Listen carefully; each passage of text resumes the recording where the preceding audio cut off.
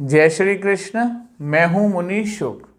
अक्सर लोग बात करते हुए कहते हैं भी स्वर्ग नरक कुछ नहीं है, जो भी है संसार में ही है, आगे कुछ भी नहीं है। कहने की बातें हैं, किसने देखे हैं स्वर्ग नरक? लोग मर्यादा ही भूल जाते हैं। अगर आपको बोलना है ये, तो आप ये बोले भी कर्मों का फल संसार में भोगना पड़ता है, ये सुख दुख कर्मों का फल है। लेकिन ये बोलना स्वर्ग नरक है ही नहीं, कहाँ तक ठीक होगा?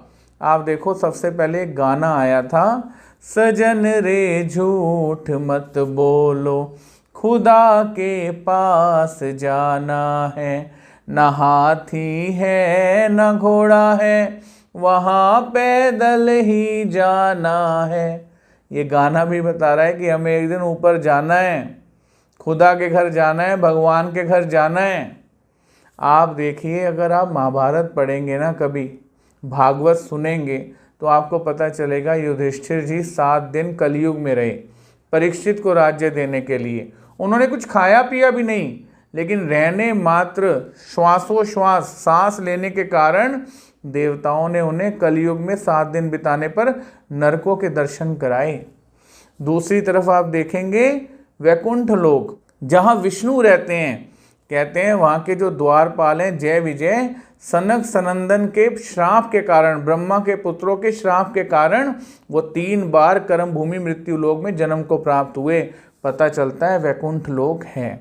उसके बाद अब देखें सत्य लोक, ब्रह्मा जी की पुत्री गंगा, जिन्हें श्राप दिया गया ब्रह्मा जी के ही द्वारा, और वो कर्म भूमि में आई, शांतनु से उनका विवाह हुआ। श्री कृष्ण भगवान जी के पहले 7 भाई जो कंस द्वारा मारे गए, कहते हैं वो भी ब्रह्मा के दरबार के 7 पार्षद थे, जिन्हें श्राप हुआ था जब मदन ने ब्रह्मा के अंदर मोहन बाण मारा, जिनसे सरस्वती के ऊपर उनकी भावनाएं गलत हो गईं। आप देखिए, हम नहीं जानते, इसका मतलब ये नहीं है स्वर्ग नरक नहीं है। मनुष्य संसार में आता है और कर्म करने के बाद एक तो कर्म भोगता है, दूसरे कर्म जोड़ता है, और जिन कर्मों को भोगता है वो भी उसके कर्मों का फल होता है। और जो कर्म जोड़ता है, अगर उसने ऐसे कर्म जोड़ लिए हैं कि अब नरकों में जाना है या स्वर्गों में जाना है, तो ऐसा स्थान है।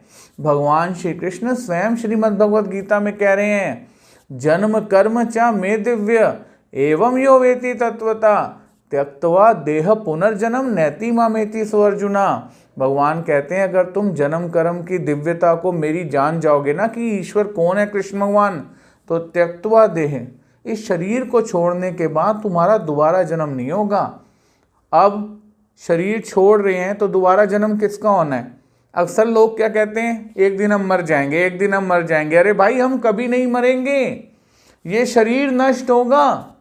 गीता कहती है, जैसे पुराने कपड़ों को त्याग कर मनुष्य नए कपड़े पहन लेता है, वासांसी जिरानी यथा विहाय नवानी गृह्णाति नरो प्राणी तथा शिराणी विहाय जिणान अन्यानि संयाति नवानी देही। जैसे मनुष्य पुराने कपड़ों को त्याग कर नए कपड़े पहनता है ना, वैसे ही इस शरीर के अंदर जो आत्मा है, ये पुराने शरीरों को छोड़कर नए शरीरों को प्राप्त करता है। आत्मा है हम, आत्मा, और शरीर में आए हुए हैं। शरीर मर जाएगा, आत्मा नहीं मरेगी जब तक अपने परम पद को प्राप्त नहीं कर लेगी। इसलिए याद रखें, कर्म करने से पहले स्वर्ग मतलब सुख भी है, नरक मतलब दुख भी है, और इन सबसे ऊपर श्री कृष्ण भगवान कह रहे हैं मेरा परम धाम भी है, जहाँ जाने के बाद मरण नहीं होगा। इसलिए पहले जान लें फिर बोलें। जय श्री कृष्ण।